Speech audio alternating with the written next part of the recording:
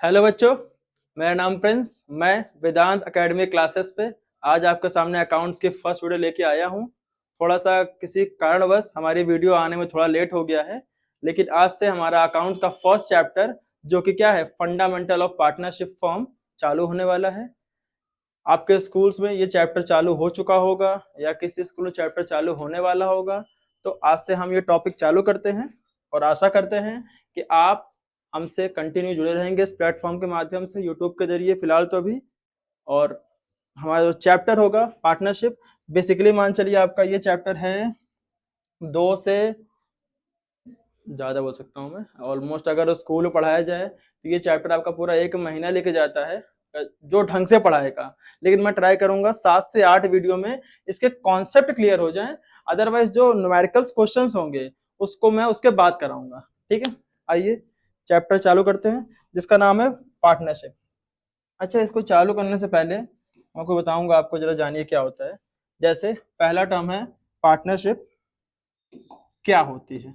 अगर बेसिक सी बात मानी जाए, पार्टनरशिप है क्या, तो इन अकाउंटिंग टर्म्स ना अपने 11th में पढ़ा होगा कि बिजनेस क्या होता है। Business means do anything and make some profit is known as business. वही यही इसी बात को मैं कंटिन्यू यहाँ पे कर रहा हूँ।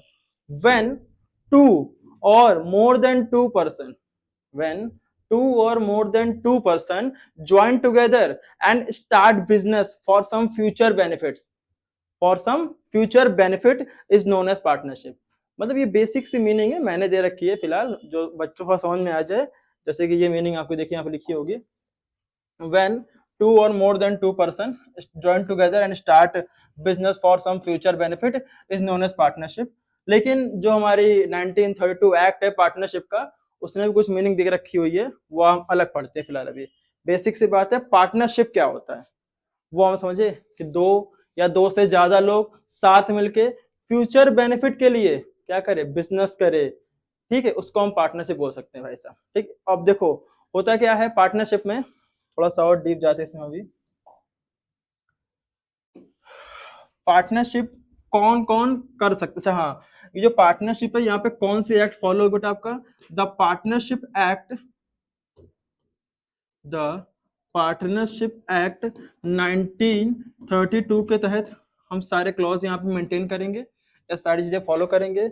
अच्छा, बात ये आती है कौन कौन बंदा पार्टनर बन सकता है, कौन कौन बंदा पार्टनर बन सकता है। देखो हर कोई पार्टनर बन सकता है, 3 जरा एक्सेप्शंस होते हैं उसको छोड़ करके। जैसे पहला एक्सेप्शन है कि कोई भी माइनर पर्सन, अच्छा माइनर मीन्स क्या होता है, जो 18 से छोटा होगा, 18 से कम उम्र का होगा, वो कंपनी में पार्टनर नहीं बन सकता है। 18 से कम उम्र का बच्चा कंपनी में पार्टनर नहीं बन सकता है। दूसरा जी आता है आपका है पॉइंट, कोई भी अनसाउंड माइंड हो। अच्छा, what is the meaning of unsound mind, मतलब वो पर्सन ना जो दिमागी रूप से क्या हो, विकलांग हो, स्पेशल चाइल्ड जैसे मान चलो आ जाओ, किसी स्पेशल काइंड में आ जाए, आम लैंग्वेज बोल दो पागल हो यार। जो पागल होगा, बेसिक सी बात है, बिजनेस तो नहीं कर पाएगा।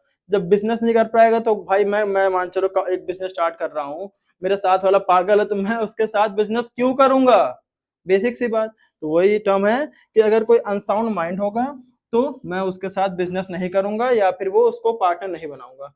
अगला टर्म आता है बेटा आपका, अगर वो कोई पर्सन क्या हो, डिसक्वालिफाइड बाय लॉ हो। डिसक्वालिफाइड की स्पेलिंग क्या होती है जरा देखना यार, मुझे खुद नहीं स्पेलिंग आती है, अकाउंट टीचर।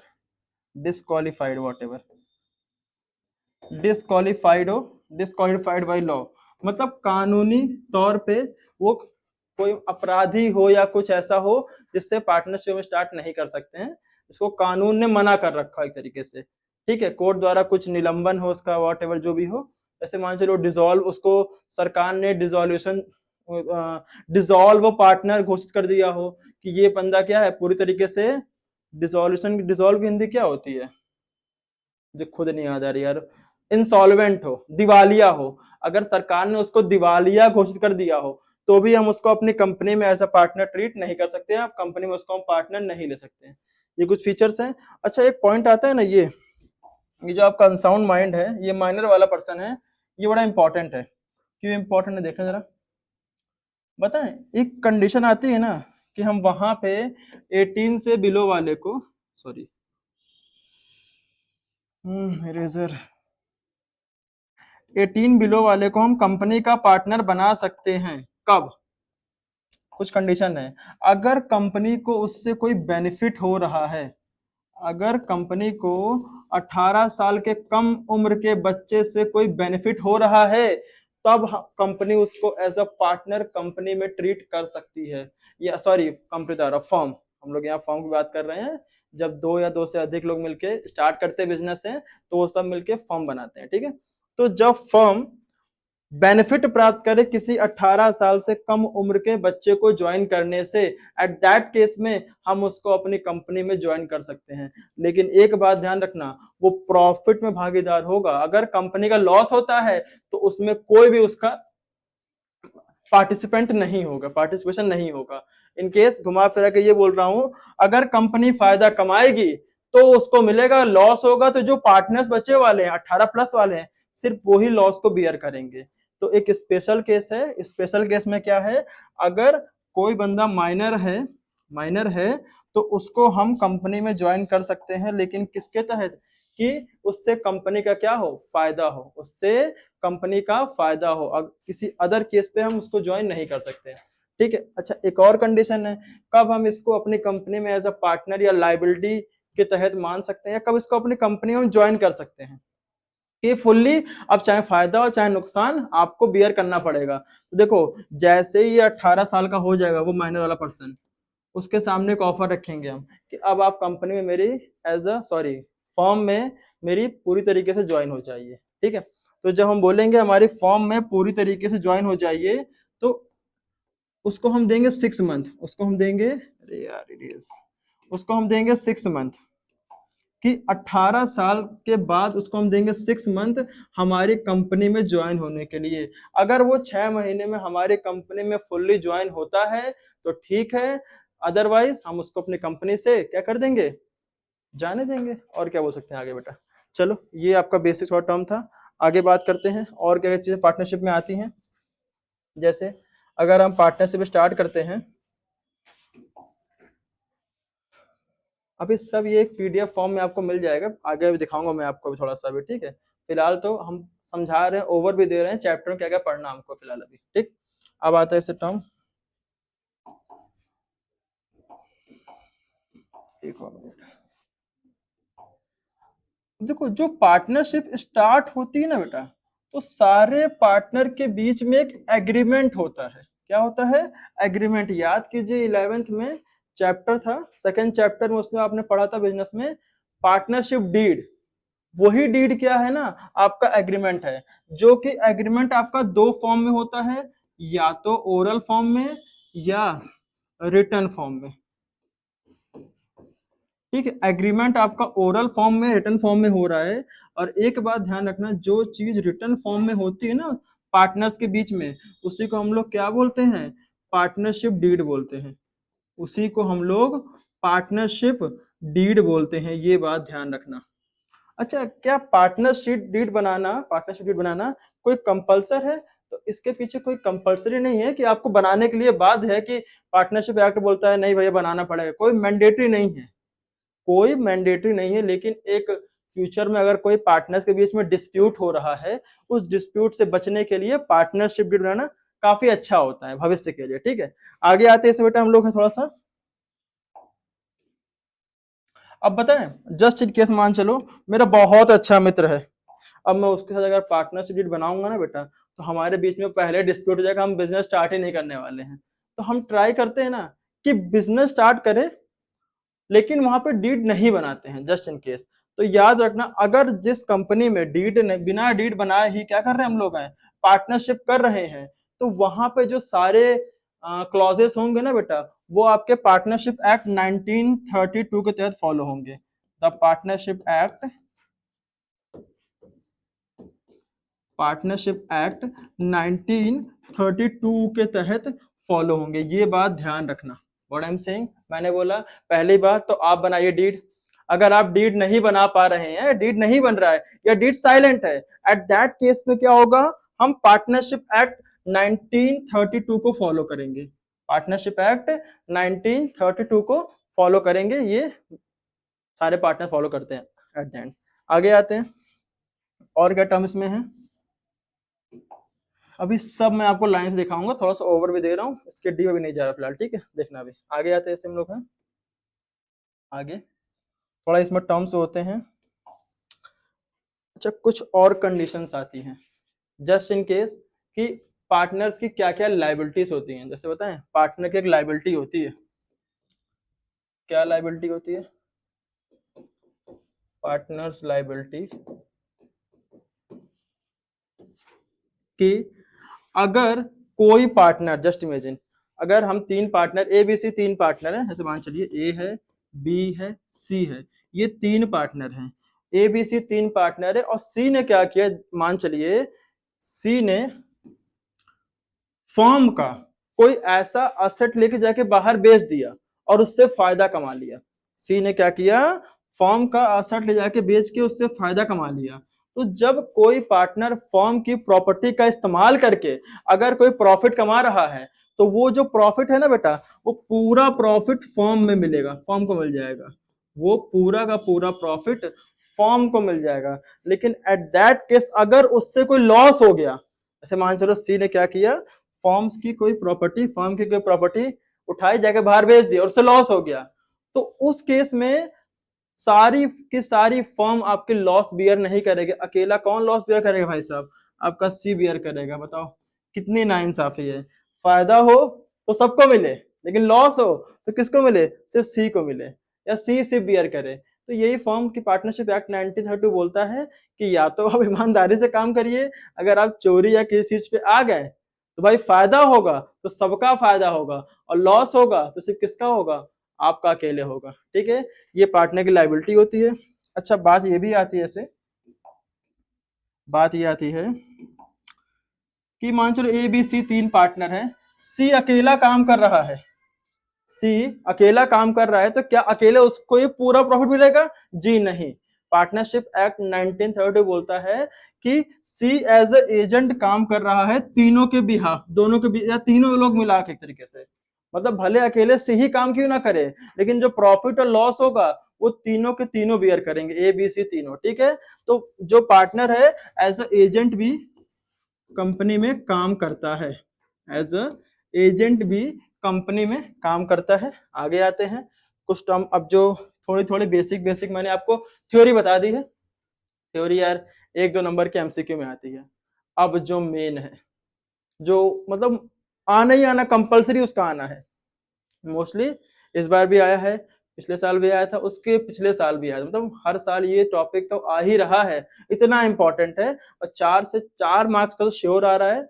अगर किस्मत आपकी अच्छी रही मतलब बहुत इजी टॉपिक है, 6 मार्क्स का भी आ सकता है, ठीक है। आगे आते हैं, क्या है वो टॉपिक, उस टॉपिक का नाम है, अभी देखो इसमें थ्योरी और भी है, मैं ज्यादा डीप नहीं जा रहा हूँ, उसके नोट्स में आपको दे दूंगा, थोड़ा सा आप खुद पढ़ेंगे तो हो जाएगा। जो मेन न्यूमेरिकल्स है भाई, बच्चा थ्योरी पढ़ के कर सकता है, थोड़ा सा न्यूमेरिकल टफ पड़ता है, इसलिए मैं थोड़ा सा न्यूमेरिकल फॉलो करता हूँ, ठीक है। आगे आते हैं,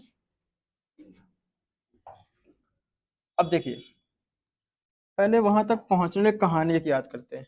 याद कीजिए 11th में अगर आपने पढ़ा हो तो एक लास्ट चैप्टर था, उसका नाम था क्या, कुछ याद है, फाइनेंशियल स्टेटमेंट। एक था विथ एडजस्टमेंट, एक था विथआउट एडजस्टमेंट।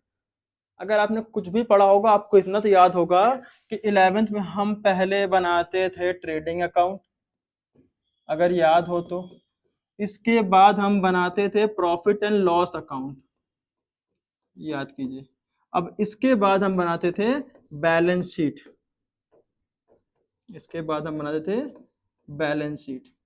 तो बताएं टर्म यही फॉलो हो रहा है, लेकिन यहाँ पे हम फर्म में आ गए, पार्टनरशिप में आ गए, तो पार्टनरशिप में एक टर्म और जुड़ जाएगा कि पीएल अकाउंट के जस्ट बाद हम जो बनाएंगे ना उसको बोल देंगे PL appropriation account, PL appropriation account.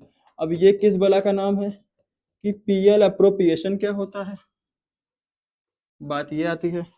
तो जरा इसके पहले कुछ समझिएगा, एक मिनट, चलो देखिए, जो प्रॉफिट एंड लॉस होता है ना बेटा कंपनी में, याद करो फायदा नुकसान था, इनडायरेक्ट एक्सपेंसेस थे, वो सारी चीजें हम दिखाते यहाँ पे थे। फायदा होगा तो क्रेडिट में आ रहा था, और लॉस होगा तो डेबिट में आ रहा था। मतलब अगर फर्म का हमको प्रॉफिट एंड लॉस दिखाना है, किसका जी, फर्म का प्रॉफिट एंड लॉस दिखाना है, तो हम किसका इस्तेमाल कर रहे हैं बेटा, हम इस्तेमाल कर रहे हैं प्रॉफिट एंड लॉस अकाउंट का। लेकिन बारी आ गई कि पीएल अप्रोप्रिएशन है, पीएल अप्रोप्रिएशन में फिर हम इसको क्यों बना रहे हैं, जब हमने फर्म का प्रॉफिट लॉस दिखा दिया कि फर्म का फायदा यहाँ हो रहा है, नुकसान यहाँ हो रहा है, तो ये पीएल अप्रोप्रिएशन अकाउंट क्यों बना रहे हैं, इसका बनाने को मोटिव कोई होगा, जी हाँ एक मोटिव है, क्योंकि हमने वहां पार्टनरशिप नहीं पढ़ी थी, वहां हम एक कंपनी को लेके चल रहे थे, भाई कंपनी का ट्रेडिंग है, पीएल है, बैलेंस शीट है। लेकिन यहाँ पे हम क्या करेंगे ना, पीएल अप्रोप्रिएशन, जैसे जो पार्टनर्स हैं, अब देखो कंपनी में पार्टनर है, एक तरीके से कंपनी के लिए पार्टनर्स भी क्या लाइबिलिटी है, ये मानते हैं आप लोग हैं कि हर एक कंपनी का ओनर जो होता है वो कंपनी की लाइबिलिटी होता है, वैसे ही फर्म के लिए जो उसके पार्टनर्स होंगे वो उसके क्या होंगे, लाइबिलिटी होंगे। तो लाइबिलिटी होंगे, बेसिक सी बात है, तो हम जो पार्टनर्स हैं उनका भी फायदा नुकसान होगा, नहीं होगा। मान चलो भाई पार्टनर ने कैपिटल लगाई होगी, तो कैपिटल के बदले उसको हम क्या देंगे, फर्म इंटरेस्ट देगी। मान चलिए हम पार्टनर को सैलरी पे कर रहे हैं या पार्टनर को एज ए कमीशन कुछ पे कर रहे हैं, तो ये सब टर्म भी क्या है बेटा, ये सब जो टर्म है वो पीएल अप्रोप्रिएशन में आ जाएंगे। तो घुमा फिरा के हम ये बोल सकते हैं कि जो पार्टनर्स को हम चीजें देंगे लेंगे, पार्टनर्स को जो हम चीजें लेंगे देंगे, या पार्टनर्स को जो शेयर करेंगे, पार्टनर्स को जो शेयर करने वाले हैं, या पार्टनर्स का फायदा नुकसान, बेसिक से मान चलो पार्टनर्स का देन प्रॉफिट एंड लॉसेस को यहाँ शो करते हैं, या पार्टनर्स को जो चीज हम दे या ले रहे हैं, बेसिक सी बात है पार्टनर को जो डिस्ट्रीब्यूट कर रहे हैं उसको यहाँ पे शो करता है, कहाँ पे, पीएल अप्रोप्रिएशन अकाउंट में। तभी नाम इसका होता है अप्रोप्रिएशन प्रॉफिट। अप्रोप्रिएशन मींस जो पार्टनर्स को लेन देन के लिए बनाया गया है अकाउंट, उसको बोलते हैं हम लोग हैं profit and loss appropriation account. अगर भविष्य में कोई पूछता है कि ये पीएनएल अप्रोप्रिएशन अकाउंट क्या होता है, तो पार्टनर्स के लेन देन के लिए बना गया जो अकाउंट है उसको बोल देंगे PNL appropriation account, basic term है, ठीक है। ये तो थ्योरी है, अब मीनिंग इसके आगे जो न्यूमेरिकल होगा वो थोड़ा अच्छा होगा। जैसे कि हम इसमें इसके फॉर्मेट की बात करेंगे, इसके जो फॉर्मेट की हम बात करते हैं, तो प्रॉफिट एंड लॉस का, प्रॉफिट एंड लॉस एप्रोप्रिएशन का अकाउंट होता है बेटा। अब वो अकाउंट क्या होता है, बात ये समझते हैं। तो इसका सिंपल सा अकाउंट होता है पर्टिकुलर अमाउंट, ये सब आपका बना हुआ है, लेकिन थोड़ा सा मैं शॉर्टकट में ओवर भी दे रहा हूँ, ठीक है। अब मैं आपको बोलूंगा स्क्रीनशॉट ले लीजिएगा, तो आप लोग स्क्रीनशॉट ले लेना, मैं बताऊंगा अभी आपको पीपीटी के थ्रू, आप ठीक है। देखिए सबसे पहले याद कीजिए आपका जो नेट प्रॉफिट था, यहाँ पे जराते हैं, ये टर्म था। अच्छा पीएनएल अकाउंट से हमको पता है क्या निकल के आता है, एक मिनट, पीएल अकाउंट से हमको ये तो पता है क्या निकल के आता है, या तो नेट प्रॉफिट आता है या नेट लॉस आता है, ये पता है। तो इसी net profit and net loss को ना बेटा हम ट्रांसफर करेंगे पीएनएल अप्रोप्रिएशन अकाउंट में। जस्ट इमेजिन जैसे हमारा फायदा हो गया, तो फायदा को हम कहाँ लिखेंगे और लॉस को कहाँ लिखेंगे। तो याद करिए अगर हमको फायदा हो रहा है तो नेट प्रॉफिट आपका इस साइड आया होगा, तो उसको हम क्रिस क्रॉस मारेंगे, मतलब यहां पे आके हम लिख देंगे बाय नेट प्रॉफिट, जो कि आपको क्वेश्चन में गिवन होगा, ये क्वेश्चन में हमेशा गिवन होगा, ठीक है। ये बात ध्यान रखना, क्वेश्चन में आपको नेट प्रॉफिट गिवन होगा, फिर आप यहाँ पे आ जाएंगे, अगर नेट लॉस दे रखा हुआ है तो आप यहाँ लिख देंगे, ठीक है। आगे बारी आती है बात की, आगे क्या इसमें होता है, देखिए जैसे आपका पीएल अकाउंट था वैसे ही आपका पीएनएल अप्रोप्रिएशन अकाउंट भी होता है। अगर फायदा होगा तो कहां पर आएगा, क्रेडिट में आएगा, लॉस होगा तो कहां पर आपका आ जाएगा, डेबिट में आ जाएगा। All expenses and losses are debit and all incomes and gains are credit. इसमें देखते हैं जैसे क्या हुआ, एक पॉइंट है interest on capital, interest on capital है। अब पार्टनर्स है भाई, स्टार्टिंग में पैसा लगाए होंगे तो उस पे हम उनको क्या देंगे, इंटरेस्ट पे करेंगे, तो इंटरेस्ट पे करेंगे, इसलिए कहां बेटा आपका आ गया, वो डेबिट में आ गया। हम मान चले दो पार्टनर ए बी हैं, इन्होंने साल के स्टार्टिंग में कैपिटल लगाई होगी, तो इनको फॉर्म साल के एंड में क्या देगी, इंटरेस्ट देगी। ऐसे टर्म आपका आता है जी बाई साइड में इंटरेस्ट ऑन ड्रॉइंग, ठीक है। इंटरेस्ट ऑन ड्राइंग में आते हैं, इसमें ए और बी अगर है, बेसिक सी बात है भाई, जब कैपिटल फॉर्म पे लगाया गया है तो फॉर्म उस पर इंटरेस्ट दे रही है, अगर आपने पैसा निकाला होगा तो आप फॉर्म को उस पर इंटरेस्ट दोगे तो फॉर्म के लिए फायदा होगा। ऐसे ही कोई बंदा पूरे साल काम कर रहा है तो उसको फॉर्म मान चलो अगर सैलरी का क्लॉज होगा तो सैलरी पे करेगी, अगर उसको कोई कमीशन देना होगा तो कमीशन पे करेगी, ठीक है। और अगर आपका फायदा होता है नुकसान होता है तो इसको जोड़ेंगे, इससे माइनस करेंगे, अगर फायदा होगा तो कहाँ पे बेटा आपका आ जाएगा, अगर फायदा होगा तो आपका यहाँ पे आ जाएगा, आपको बैलेंसिंग करना तो आता ही होगा ना बेटा, और अगर लॉस होगा तो आपका यहाँ पे आ जाएगा बाय नेट लॉस, ठीक है। आगे आते हैं टर्म्स, ये कुछ थोड़ा सा ओवरव्यू था, अब देखते हैं क्या पीपीटी है क्या कैसी है, और थोड़ा बुक को फॉलो करते हैं, ठीक है। अगर इतना आपको समझ में आया है तो अच्छी बात है, इसके क्वेश्चंस तो हम नेक्स्ट में ही कराएंगे, आगे देखते हैं पहले क्या क्या इसमें है। आते हैं बात करते हैं, जरा देखते हैं क्या क्या बनाए। हाँ जी, पार्टनरशिप क्या है बता दिया मैंने आपको, when two or more than two person join together and start business for some future benefit is known as partnership, ठीक है। अब देखिए जो हमारे सेक्शन 4 के तहत पार्टनरशिप एक्ट बोलता है वो क्या बोलता है, partnership is the relation between person who have agreed to share the profit of a business carried on by all or any of them acting for all। अरे बड़ा अच्छा टर्म लिखा हुआ है, बेसिक सी बात है कि जब क्या कर रहे हैं, पर्सन्स एग्री होते हैं एक बिजनेस स्टार्ट करने के लिए, प्रॉफिट के लिए फ्यूचर में, शेयर द प्रॉफिट और बिजनेस कैरिड, बेसिक्स वही ना यार, पार्टनर स्टार्ट कर रहे हैं और फ्यूचर में प्रॉफिट को कैरी आउट, क्या लिखा हुआ है, शेयर करने के लिए, प्रॉफिट शेयर करने का, ठीक है। अच्छा एक टर्म इसमें लिखा हुआ है any of them acting for all, मतलब वही टर्म था ए बी सी पार्टनर, बताया बेटा मैंने कि ए बी सी 3 पार्टनर थे, सी अगर उसमें अकेला बिजनेस परफॉर्म कर रहा है तो सबके बिहाफ पे करेगा, ये नहीं कि सी अगर बिजनेस में काम कर रहा है तो सिर्फ सी को फायदा होगा, नहीं जी, एक्टिंग फॉर ऑल, अगर कोई भी उसमें से काम करता है any of them acting for all, अगर एक भी काम कर रहा है तो वो सबके लिए काम कर रहा होगा, ये बात ध्यान रखना, ठीक है। ये पार्टनरशिप एक्ट 1932 के तहत मीनिंग है, आप चाहो तो इसका स्क्रीनशॉट ले सकते हो, ठीक है। आगे आते हैं,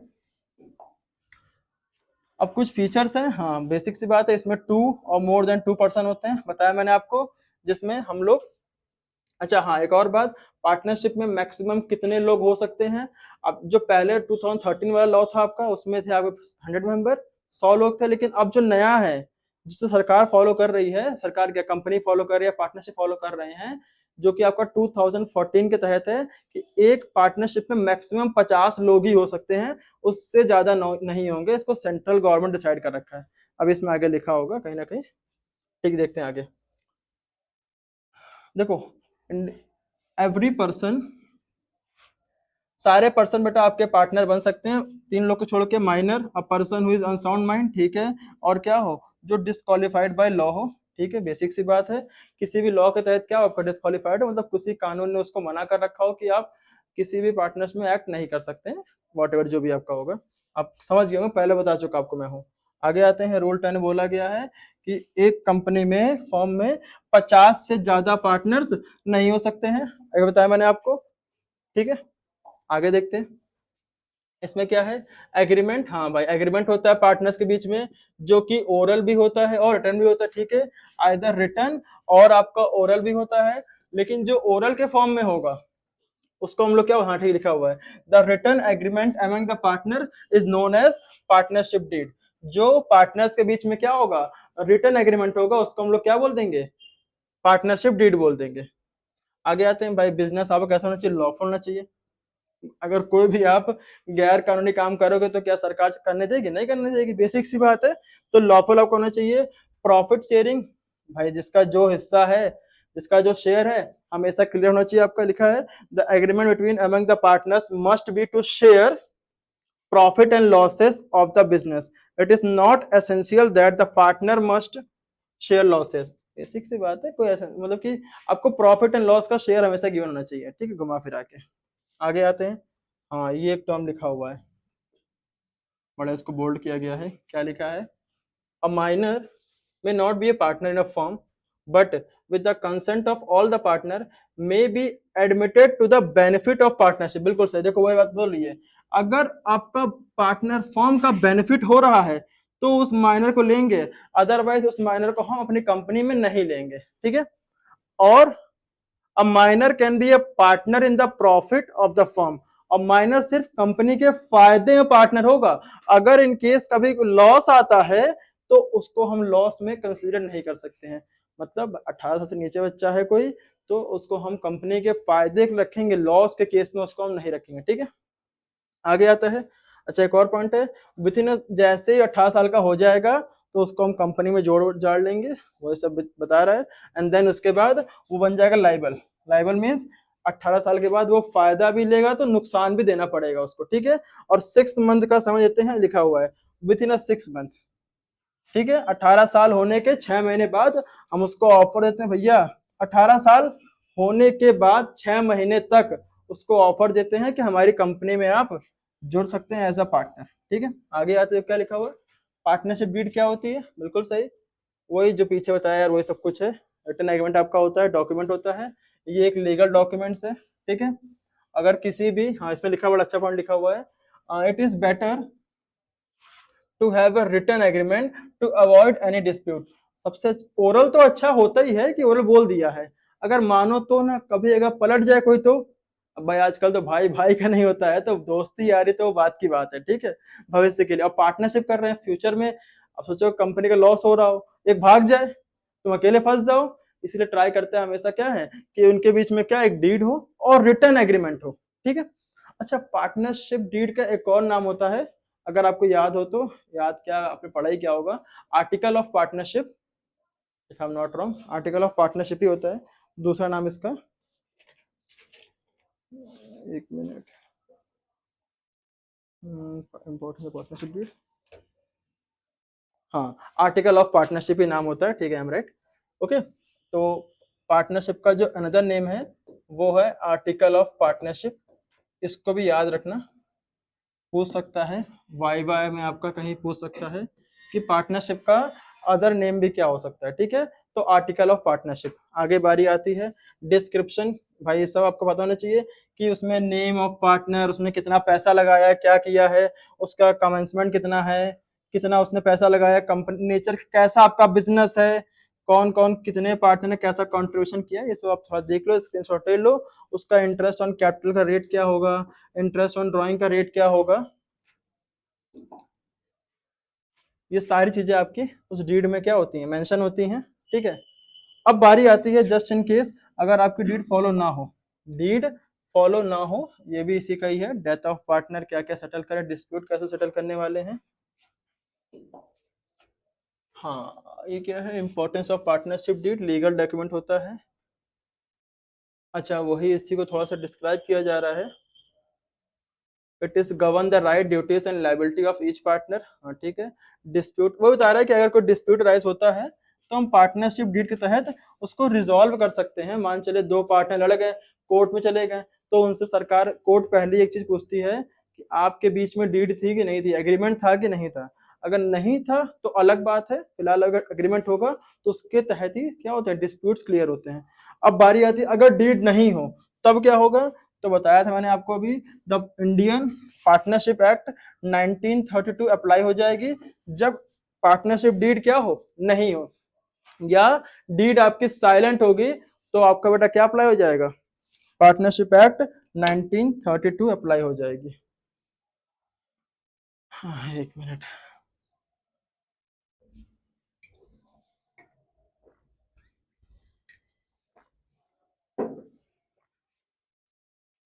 आगे आते हैं। पार्टनरशिप एक्ट 1932 आपकी फॉलो हो गई, पता नहीं क्या लिखा मुझे खुद दिख नहीं रहा है, चलो देखते हैं। अब देखिए, अगर पार्टनरशिप एक्ट 1930 जब फॉलो होती है, या जब डीड आपकी बेटा क्या हो, डीड आपकी साइलेंट हो, तो आपकी जो एक्ट फॉलो होगा उसको हम लोग क्या बोल देंगे, पार्टनरशिप एक्ट 1932 को फॉलो करेंगे, ठीक है, ये बात ध्यान रखिएगा। अब बारी आती है in the absence of partnership deed 1932, पहली बात। अब देखिए, जब डीड थी तो प्रॉफिट शेयरिंग रेशियो आपका लिखा हुआ था ना, जब डीडी नहीं है तो किस बात का बेटा क्या आपका पार्टनर प्रॉफिट शेयरिंग रेशियो, सब इक्वली बांटेंगे, चाहे किसी ने कितना भी कैपिटल लगाया होगा। अगर डीड साइलेंट है तो क्या होगा, प्रॉफिट शेयरिंग रेशियो इक्वल बटेगा। दूसरी बात, बारी आती है जो उसमें इंटरेस्ट ऑन कैपिटल का रेट गिवन था, इतना देना है।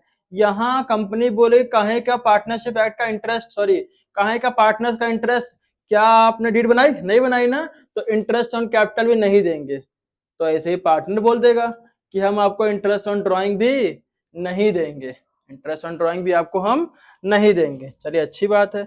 फिर बात आती है एक टर्म पे, इंटरेस्ट ऑन पार्टनर्स लोन। ये बात समझना, देखो लोन दो टाइप के होंगे, जरा देखिएगा एक मिनट इसको।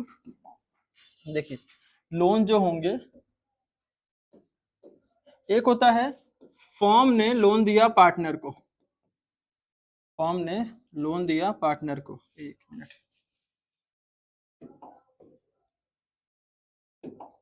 फर्म ने लोन दिया पार्टनर को, ठीक है। अब भाई फर्म ने लोन दिया है पार्टनर को, तो पार्टनर फर्म को इंटरेस्ट देगा, पहला टर्म। और दूसरा टर्म होता है कि पार्टनर ने लोन दिया है फर्म को, पार्टनर ने फर्म को लोन दिया है, ये दो केस है। तो अब देखिए, जो पार्टनरशिप एक्ट 1932 बोलता है, अगर डीड होगी तो भाई दोनों का इंटरेस्ट फिक्स होगा, कि डीड में लिखा होगा कि इंटरेस्ट ऑन लोन क्या होगा, जब पार्टनर ने फर्म को लोन दिया है, फर्म ने पार्टनर को लोन दे रखा है, दे रखा होगा। लेकिन जब डीड साइलेंट हो, मतलब हमारे आपस में डीड है ही नहीं, पार्टनरशिप में डीड नहीं है, एट दैट केस में क्या होगा, याद रखना, अगर फर्म ने पार्टनर को लोन दिया है तो वहां पे क्या होगा भाई, बेसिक सी बात है, पार्टनर को फर्म को इंटरेस्ट देना चाहिए। लेकिन क्या हमारे बीच में डीड है, डीड नहीं है, तो वहां पे पार्टनर फर्म को इंटरेस्ट नहीं देगा, वहां पे पार्टनर फर्म को इंटरेस्ट नहीं देगा। मतलब देखो फर्म का घाटा यहाँ पर है, डीड नहीं बनाई थी और लोन दिया पार्टनर को, तो सामने से पार्टनर इंटरेस्ट नहीं दे रहा, वाई, क्योंकि आपने डीड क्यों नहीं बनाई। लेकिन उल्टा आता है, अगर पार्टनर ने फर्म को लोन दिया है, जी ठीक है, तो पार्टनर ने फर्म को लोन दिया है और डीड साइलेंट है, एट दैट केस पे फर्म की तो लायबिलिटी है भाई साहब, उसको इंटरेस्ट पे ही करना पड़ेगा एट एनी कॉस्ट। तो उस वक्त जो इंटरेस्ट पे करेगी कौन बेटा, फर्म, किसको, पार्टनर को, इंटरेस्ट जो पे करेगी वो होगा 6% पर एनम के हिसाब से। मतलब अगर डीड साइलेंट हो, उस केस में जो फर्म है वो पार्टनर को इंटरेस्ट देगी ही देगी, और कितना बेटा, 6% पर एनम के हिसाब से, ठीक है, ये बात ध्यान रखना, ठीक। इसी में देखो आगे लिखा है, कुछ होगा इसमें, हाँ इसमें ये लिखा हुआ है कि इंटरेस्ट ऑन लोन, देखो provision of the rate is 6% per annum, मतलब बेसिक सी बात है, जो अगर फर्म ने पार्टनर से लोन ले रखा हुआ है, एट दैट केस पे जो फर्म है वो पार्टनर को इंटरेस्ट दे रही है, कितने परसेंट के रेट पे, 6% के। अगर डीड नहीं है तो, अगर डीड होगा तो वहां पे रेट मेंशन होगा आपका जो भी होगा, ठीक है। और डीड जब नहीं होगा, तो अगर भाई फर्म ने पार्टनर को लोन दिया है, तो क्या पार्टनर फर्म को इंटरेस्ट देगा, नहीं देगा, भूल जाओ, ठीक है। आगे आते हैं, अच्छा जब डीड साइलेंट होगी तो कोई भी नए पार्टनर का अगर हम एडमिट करते हैं तो सारे पार्टनर की कंसर्न के बाद ही करना पड़ेगा, ठीक। चलिए आगे आते हैं, क्या इस पर नाम लिखा हुआ है, ये क्या है, सम इंपॉर्टेंट टर्म्स, हाँ वो बता रहा है कि अगर ए बी सी तीन पार्टनर्स थे, सी ने क्या किया, फर्म की प्रॉपर्टी इस्तेमाल करके फायदा कमा लिया, तो वो फायदा किसका हो जाएगा बेटा, पूरी फर्म का होगा। लेकिन एनी अदर केस में अगर फर्म का क्या हो गया, लॉस हो गया, तो लॉस कौन बियर करेगा बेटा, अकेले वही बियर करेगा, वही है ना, देख लो जरा। If a partner carries on business said that the similar firm competition with the firm, अच्छा इफ टर्म बता रहा है कि भले पार्टनर चला रहा होता है बिजनेस को, लेकिन जो प्रॉफिट होता है वो फर्म का होता है, ठीक। अच्छा नेक्स्ट पॉइंट देखना इंपॉर्टेंट आपका है, if a partner earns profit for himself from any transaction of the firm from the use of firm, बिल्कुल सही भाई फर्म की प्रॉपर्टी का इस्तेमाल करके आपने फायदा कमाया है, तो जब फर्म की प्रॉपर्टी का इस्तेमाल करके फायदा कमाएंगे और अगर कोई भी आपको प्रॉफिट होगा तो वो किसका होगा, पूरी पूरी फर्म का हो जाएगा। बट अगर आप लॉस कमा रहे हैं या लॉस हो रहा है तो अकेले आप ही बियर करेंगे। एग्जांपल लिया था मैंने अभी एबीसी का, सी ने फर्म की प्रॉपर्टी इस्तेमाल करी थी तो उसका फायदा हुआ तो सबका हो गया, अगर उसने लॉस बियर किया होगा तो अकेले लॉस किसका होगा, सी का ही होगा। ठीक है, आगे बढ़ते हैं। ये क्या है, हाँ profit and loss appropriation account होता है जी, बड़ा अच्छा टर्म है, पता था आपको। प्रॉफिट आएगा, नेट प्रॉफिट वहां पे होता है, नेट लॉस आपको एक क्वेश्चन में गिवन होगा, पहले बोला था ये क्वेश्चन में क्या होता है, गिवन होता है। ठीक है, आगे आते हैं। इंटरेस्ट ऑन कैपिटल अगर हो तो यहाँ पर आएगा रिजर्व हो गया, पार्टनर्स लोन हो गया। Interest on partners loan, interest on partners loan यहाँ पे नहीं आता बेटा, ये गलत है। Interest on partners loan charge against profit होता है, जो कि आपका प्रॉफिट लॉस में आएगा। चलिए ठीक है, छोड़िए इसको भी। सैलरी होगी, सैलरी कमीशन वॉट एवर, ठीक है, ठीक है। इंटरेस्ट ऑन पार्टनर्स लोन अभी मैंने बताया नहीं आपको इसके बारे में है कि इसका प्रॉफिट एंड लॉस एप्रोप्रिएशन में क्या होगा, ट्रीटमेंट बताऊंगा फिलहाल। ठीक है, आगे आते हैं। एंट्रीज है, हाँ ठीक है, वही लोन बाय पार्टनर की है, बता रखा है, देखो बकायदा लिखा हुआ है कि अगर डीड साइलेंट है और जब पार्टनरशिप एक्ट 1932 अप्लाई हो रही है in the absence of deed, तो हम 6% पर एनम के हिसाब से इंटरेस्ट पे कर रहे हैं। ठीक है, आगे आते हैं, इसका एंट्री क्या हो जाएगी। ठीक है, interest on loan to loan by partner, basic सी बात है, यहाँ फर्म के क्या एक्सपेंस है, फर्म का एक्सपेंस डेबिट में आता है तो एक्सपेंस को डेबिट कर दिया। Interest on loan by partner to loan by partner, जिस पार्टनर को दे रहे लोन हम इंटरेस्ट दे रहे हैं, और इसको हम लोग फिर देन जाके प्रॉफिट एंड लॉस अकाउंट में ट्रांसफर कर देंगे। अभी वो आगे और कंटिन्यू करूंगा मैं। ठीक है, सब इंटरेस्ट ऑन लोन केस है। चलिए ठीक है, आगे देखते हैं। तो इतना टर्म था जिसको हमने कवर किया आज है, ज्यादा नहीं, थोड़ा सिंपल रखा है, स्टार्टिंग है अभी, आगे हम कंटिन्यू करेंगे बाद की क्लास में आपको बेटा। ठीक है, जिसमें हमने आज क्या पढ़ लिया, हमारा मेन फोकस था कि पीएल अप्रोप्रिएशन क्या होता है और पार्टनरशिप की थ्योरी पढ़ ली हमने। ठीक है, अच्छा जो नेक्स्ट हमारी वीडियो आने वाली है उसमें मतलब बहुत इंपॉर्टेंट आपको टर्म जो होने वाले हैं। जैसे पहला क्या है कि पीएल अप्रोप्रिएशन में चार्ज अगेंस्ट प्रॉफिट का केस क्या होता है, चार्ज अगेंस्ट प्रॉफिट क्या होता है, इसको पढ़ना पड़ेगा हमको। अच्छा, ये बहुत इंपॉर्टेंट क्वेश्चन आपका है। इसके बाद हम इसी में पढ़ेंगे एक्सपेंस रेशियो क्या होता है, एक दिन में सारा पढ़ा दूंगा बेटा, सब भूल जाओगे आप लोग। ठीक है, अच्छा रिवीजन बहुत इंपॉर्टेंट आपके लिए है, जितना पढ़ाया उसको आप थोड़ा एक बार थ्योरेटिकली पढ़ लीजिएगा, आगे तभी आपको समझ में अच्छे से आएगा। ठीक है, एक्सपेंस रेशियो आपका हो गया। फिर हम बात करेंगे इंटरेस्ट ऑन ड्रॉइंग के केसेस क्या होते हैं, इंटरेस्ट ऑन ड्राइंग के केसेस, तो प्लीज प्लीज प्लीज पढ़ के आइएगा, अदरवाइज नहीं तो आप नेक्स्ट क्लास में पछताएंगे। ठीक है, नेक्स्ट थैंक यू। ठीक है, तो बेटा आप लोग से इतना विनती है कि प्लीज इस क्लास को दोबारा अच्छे से देखिएगा, जितनी चीजें पढ़ाई है बहुत इंपॉर्टेंट है। मतलब ये मान चलिए फर्स्ट चैप्टर की ऑलमोस्ट पूरी थ्योरी मैंने खत्म कर दी है। अब जो नेक्स्ट वीडियो आएगी उससे हमारा मोटिव होगा कि हम आपको न्यूमेरिकल कराएं। ठीक है, ओके बेटा, थैंक यू, बंद कर।